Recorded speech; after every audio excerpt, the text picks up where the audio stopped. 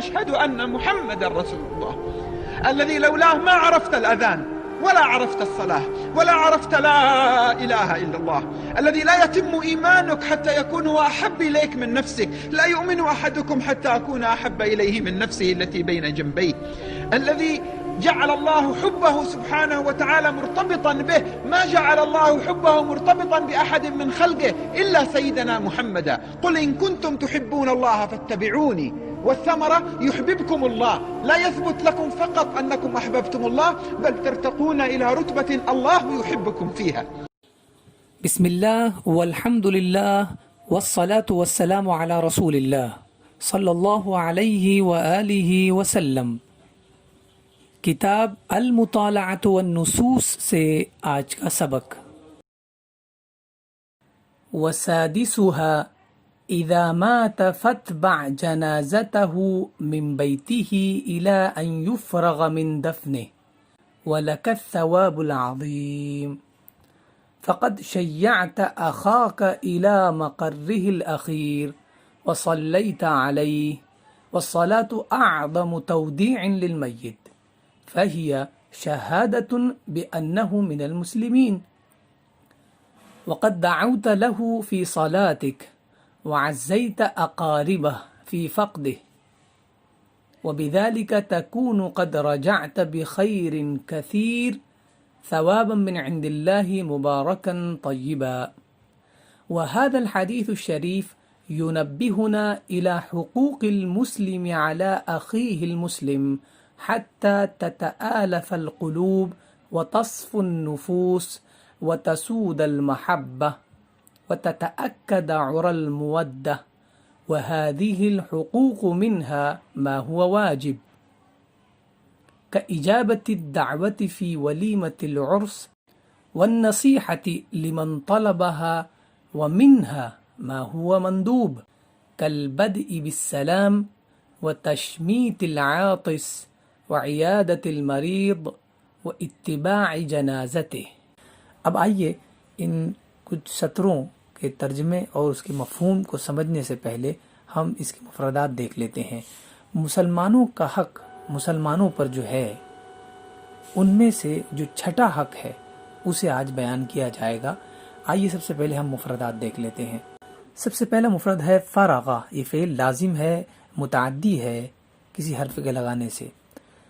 فرغ تو ماضی ہے، افرغ مضارع آتا ہے، افرغ امر ہے، اس کے مصدر فراغ آتا ہے.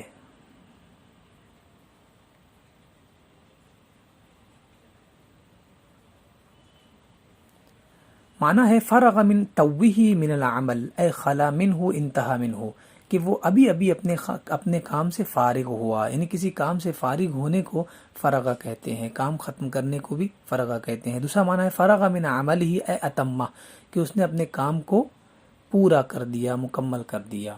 تو فارغ ہونے کا مطلب یہ ہے کہ آپ نے اپنے کام کو پورا کر دیا. دوسرا لفظ ہے شیع. یہ فعل رباعی ہے، لازم ہے اور کسی حرف کے لگانے سے متعدی بھی ہو جاتا ہے. شیع تو ماضی ہے، اشیع مضارع ہے، شیع امر ہے، مصدر تشییع آتا ہے. معنی ہے شیع الفقید الى مثواہ الاخیر اے ساروا خلفہ لحملہ الى قبرہ. اس کا مطلب ہے کہ لوگ مرحوم کے جنازے کے پیچھے اسے اٹھائے ہوئے اس کی قبر تک پہنچے. تو یہاں شیع کا مطلب یہ ہے کہ جنازے کے ساتھ اس کے مدفن تک اور اس کے آخری ٹھکانے تک جانا اور اس کو ودا کرنا. شیع الجنازہ یعنی اس نے جنازے کو ودا کیا، یعنی اس کے آخری ٹھکانے تک گیا. دوسرا لفظ ہے المقر. المقر کا معنی ہے موضع الاستقرار، یعنی ٹھکانے کی جگہ، جہاں پر ٹھکانہ ہو جائے اسے مقر کہتے ہیں. اس کی جمع مقار آتی ہے. اور کہا المقر محل یتخذہ الانسان مکانا لاقامتہ، اور مقر اسے بھی اس جگہ کو بھی کہتے ہیں جسے انسان اپنے ٹھہرنے کی جگہ اختیار کر لے. دوسرا لفظ ہے ودع.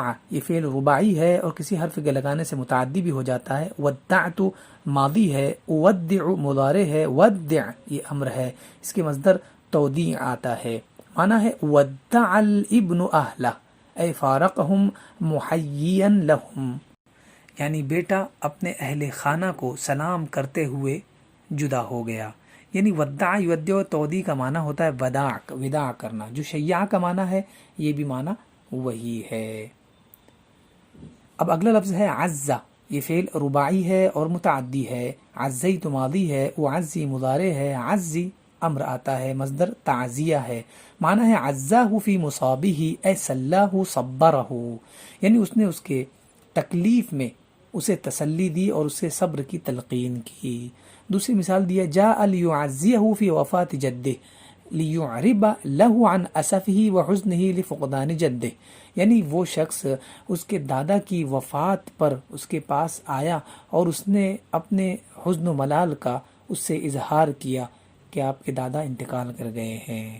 تو یہ تعزیت اسے ہی کہتے ہیں کہ آپ مرحوم کے اہل خانہ کے پاس جائیں اور انہیں تسلی دیں اور صبر کی تلقین کریں اور ان کے غم میں شریک ہوں. اسے ہی تعزیت کہتے ہیں. اگلا لفظ ہے فقدہ. یہ فعل ثلاثی ہے اور متعدی ہوتا ہے. فقد ماضی آتا ہے، افقد مضارع آتا ہے، مصدر فقد ہے اور فقدان. معنی ہے فقد کل مالہ اے خسرہ، کہ اس نے اپنا سارا مال کھو دیا، یعنی اس نے اپنے سارے مال میں خسارہ اٹھایا، نقصان ہو گیا. دوسرا معنی ہے فقد حیاتہ فی حادثۃ سیارۃ اے قتل وقضى نحبہ، یعنی وہ ایک گاڑی کے حادثے میں، ایکسیڈنٹ میں اپنی زندگی سے ہاتھ دھو بیٹھا، یعنی وہ قتل ہو گیا اور اپنی جو زندگی کی مدت تھی اس نے اسے پورا کر لیا. تو فقدہ کا مطلب ہوتا ہے گم کرنا، کھونا، چاہے وہ زندگی ہو یا مال ہو. اگلا لفظ ہے تآلف. یہ فعل خماسی ہے اور لازم ہوتا ہے. تآلفت ماضی ہے، اتآلف مضارع ہے، تآلف امر ہے، مصدر تآلف آتا ہے. معنی ہے تآلفت الجماعت فیما بینہا اے اجتمعت علی الخیر والمحبہ، کہ جماعت اور گروہ کے درمیان جو کچھ بھی تھا اس پر وہ لوگ خیر اور محبت کے ساتھ اکٹھا ہو گئے. یعنی اکٹھا ہونا محبت کے ساتھ، اسے تآلفہ کہتے ہیں. اسی سے الفت بھی مصدر آتا ہے مجرد میں. اگلا لفظ ہے صفا. یہ فعل ثلاثی ہے اور لازم اور متعدی دونوں ہوتا ہے. اصف مضارع ہے، اصف امر ہے، مصدر صف و صفا آتا ہے. معنی ہے صف الماء اے صار صافیا نقیہ، کہ پانی جو ہے صاف ستھرا ہو گیا. دوسرا معنی ہے صف القلب خلا من کل غم و حزن، یعنی دل جو ہے ہر غم و اندوہ سے خالی ہو گیا. تیسرا معنی ہے صفا قلبہ من کل حقد اے خلا من کل حقد، یعنی اس کا دل جو ہے ہر کینہ سے اور حسد سے صاف ہو گیا. صفائی کا معنی ہے چاہے دل صاف ہو یا آسمان صاف ہو یا پانی صاف ہو، یہ سب معنی اس میں پایا جاتا ہے. اگلا لفظ ہے سعدہ. یہ فعل ثلاثی ہے، لازم اور متعدی ہوتا ہے. سدت ماضی ہے، اسود مضارع ہے، سد امر آتا ہے، مصدر سیادۃ و سعود آتا ہے. معنی ہے سعد السکون اے خیمہ، یعنی خاموشی نے اپنے خیمے گاڑ دیے، یعنی خاموشی نے اپنے خیمے گاڑ دیے. یسود الصمت الغرفہ، روم میں خاموشی چھا گئی. تو یہ چھا جانے کے معنی میں استعمال ہوتا ہے. اس کے بہت سارے معنی ہوتے ہیں لیکن یہاں پر معنی ہے چھا جانا. اسی کا مترادف جو آتا ہے عامہ، عامہ یا عمو معنی ہوتا ہے عام ہو جانا، چھا جانا. اگلا لفظ ہے تأکد. یہ فعل خماسی ہے، لازم ہے اور کسی حرف کے لگانے سے متعدی بھی ہو جاتا ہے. تأکد ماضی ہے، اتأکد مضارع ہے، تأکد امر ہے، مصدر تأکد آتا ہے. معنی ہے تأکد من الحقیقت بنفسہ اے تیقن منہا وتوثق، اس نے بذات خود حقیقت کا یقین کر لیا، یعنی جو واقع اور حقیقی بات تھی اس کا یقین کر لیا. علیک ان تتأکد من الخبر قبل ان تشیعہ، تم خبر کو پھیلانے سے پہلے اس پر ضرور بالضرور یقین کر لیا کرو. تو یہاں تأکد کا معنی یقین کرنا ہے. تأکد الخبر اے ثبت تقرر، یعنی خبر جو ہے وہ ثابت ہو گئی اور ثبوت کی منزل تک پہنچ گئی، یعنی یقین کی منزل تک پہنچ گئی. اگلا لفظ ہے عروہ. اس کی جمع آتی ہے عرا. معنی ہے اخذ الابریق من عروتہ اے مقبضہ، کہ اس نے کیتلی کو اس کے قبضے سے پکڑا، یعنی کیتلی کا جو قبضہ ہوتا ہے، جو اسے چپکا ہوا ہوتا ہے، اسے پکڑتے ہیں تو پوری کیتلی آپ کے ہاتھ میں آ جاتی ہے۔ تو یہاں پر کہنے سے مراد یہ کہ عروہ کا معنی یہاں پر کیا ہے؟ مقبضہ، یعنی اس کا قبضہ جسے پکڑا جاتا ہے۔ بینہما عروۃ وثقی اے رباط قوی، ان کے درمیان بہت ہی مضبوط رابطہ ہے، اور ان کے درمیان بہت ہی مضبوط رشتہ ہے۔ تو یہاں عروہ کا معنی کیا ہے؟ رشتہ، تعلق۔ سورہ بقرہ آیت نمبر 256 میں اللہ تبارک و تعالی ارشاد فرماتا ہے فَقَدِ اسْتَمْسَكَ بِالْعُرْوَةِ الْوُثْقَى لَا انفصام لَهَا۔ اگلا لفظ ہے الولیمہ، اس کا معنی ہے کل طعام صنع لعرس وغیرہ، یعنی ہر وہ کھانا جو شادی یا غیر شادی کے لیے بنایا جائے اسے ولیمہ کہتے ہیں، لیکن خاص کر اسے شادی کے کھانے کے لیے ہی کہا جاتا ہے، استعمال کیا جاتا ہے۔ اس کی جمع آتی ہے ولائم۔ اگلا لفظ ہے المندوب۔ المندوب فی الشرع المستحب، شریعت میں مندوب کا معنی مستحب ہوتا ہے، ورنہ اور دوسری لائنوں میں اگر آپ جائیں تو آپ کو پتہ چلے گا کہ مندوب کا اور بھی بہت سارا معنی ہوتا ہے، لیکن شریعت کے ماتحت اور شریعت میں جو معنی ہے وہ ہے مستحب۔ اب آئیے ترجمہ کر لیتے ہیں۔ اذا مات فاتبع جنازته من بیته الى ان يفرغ من دفنه، جب تمہارا کوئی مسلمان بھائی مر جائے تو چھٹا حق تم پر یہ ہے کہ تم اس کے جنازے کے پیچھے چلو، اس کے گھر سے لے کے اس کے دفن سے فارغ ہونے تک، اس کو دفنانے کے بعد تک تم اس کے پیچھے رہو، اس کے جنازے کے پیچھے رہو، اس کے ساتھ رہو۔ وَلَكَ الثَّوَابُ الْعَظِيمُ، اور اس کا تمہیں ایک عظیم ثواب ملے گا۔ کیوں؟ فَقَدْ شَيَّعْتَ أَخَاكَ إِلَى مَقَرِّهِ الْأَخِيرِ وَصَلَّيْتَ عَلَيْهِ، اس لیے کہ تم نے اپنے بھائی کو اس کے آخری ٹھکانے تک وداع کیا اور پھر اس کے بعد اس کی نماز جنازہ بھی پڑھی۔ وَالصَّلَاةُ أَعْظَمُ تَوْدِيعٍ لِلْمَيِّتِ، اور نماز جنازہ جو ہے میت کے لیے سب سے عظیم الوداع کہنا ہے، یعنی میت کو اگر کوئی الوداع کہنا چاہتا ہے تو اس کی نماز جنازہ پڑھ لے، اس سے بڑا الوداع میت کے لیے کوئی نہیں ہے۔ کیوں؟ فَهِيَ شَهَادَةٌ بِأَنَّهُ مِنَ الْمُسْلِمِينَ، اس لیے کہ آپ کا اس کے پیچھے اس کی نماز جنازہ پڑھنا اس بات کی گواہی ہے کہ وہ مسلمان ہے۔ تو آپ اگر اسے مسلمان مانتے ہیں تو اس کے پیچھے نماز جنازہ پڑھیں گے، اور جب نماز جنازہ پڑھیں گے تو گویا آپ نے اس بات کا ثبوت دیا کہ یہ میرا ہی بھائی ہے، چونکہ یہ مسلمان ہے۔ وقد دعوت له فی صلاتک، اس لیے کہ تم نے اس کی نماز جنازہ میں اس کے لیے دعا کی۔ وعزیت اقاربہ فی فقدہ، اور اس کے بعد جب وہ انتقال کر گیا اور اس کے انتقال کے بعد تم اس کے رشتہ داروں کے پاس گئے اور ان کے پاس بیٹھ کر ان کی تعزیت کی، یعنی انہیں تسلی دی، انہیں صبر کی تلقین کی۔ وَبِذَلِكَ تَكُونُ قَدْ رَجَعْتَ بِخَيْرٍ كَثِيرٍ، اور اس صورت میں تم ایسے ہو جاؤ کہ اس صورت میں تمہارا یہ حال ہو جائے گا کہ تم خیر کثیر کے ساتھ اپنے گھر لوٹو گے۔ ثوابا من عند اللہ مبارکا طیبا، اور اللہ کی جانب سے یہ ثواب جو ہے مبارک اور طیب ہوگا۔ اور پھر آگے فرما رہے ہیں وَهَذَا الْحَدِيثُ الشَّرِيفُ يُنَبِّهُنَا إِلَى حُقُوقِ الْمُسْلِمِ عَلَى أَخِيهِ الْمُسْلِمِ حَتَّى تَتَآلَفُ الْقُلُوبُ، اور یہ حدیث شریف ہمیں مسلمانوں کے حق، مسلمانوں پر کیا ہے، ایک مسلمان بھائی کا حق دوسرے مسلمان پر کیا ہے، اس کی طرف ہمیں تنبیہ کرتی ہے، تاکہ دلوں کے اندر الفت پیدا ہو جائے، یعنی دل جو ہے مسلمانوں کے دل مل جائیں، محبت پیدا ہو جائے۔ وتصف النفوس، اور دل جو ہے وہ صاف ہو جائیں۔ وتسود المحبہ، اور محبت عام ہو جائے۔ وتتأکد عر المودہ، اور محبت کا جو قبضہ ہے اور جو کڑی ہے وہ بھی مضبوط اور ثابت ہو جائے۔ وَهَذِهِ الْحُقُوقُ مِنْهَا مَا هُوَ واجب، اور ان حقوق میں سے کچھ ایسے ہیں جو واجب ہیں۔ واجب کیا ہے؟ كَإِجَابَةِ الدَّعْوَةِ فِي وَلِيمَةِ الْعُرْسِ، شادی کے کھانے کی دعوت کو قبول کرنا۔ وَالنَّصِيحَةِ لِمَنْ طَلَبَهَا، اور اسے نصیحت کرنا جو نصیحت مانگے۔ وَمِنْهَا مَا هُوَ مَنْدُوب، اور انہی حقوق میں سے کچھ حقوق ہیں جو مستحب ہے۔ وہ کیا ہے؟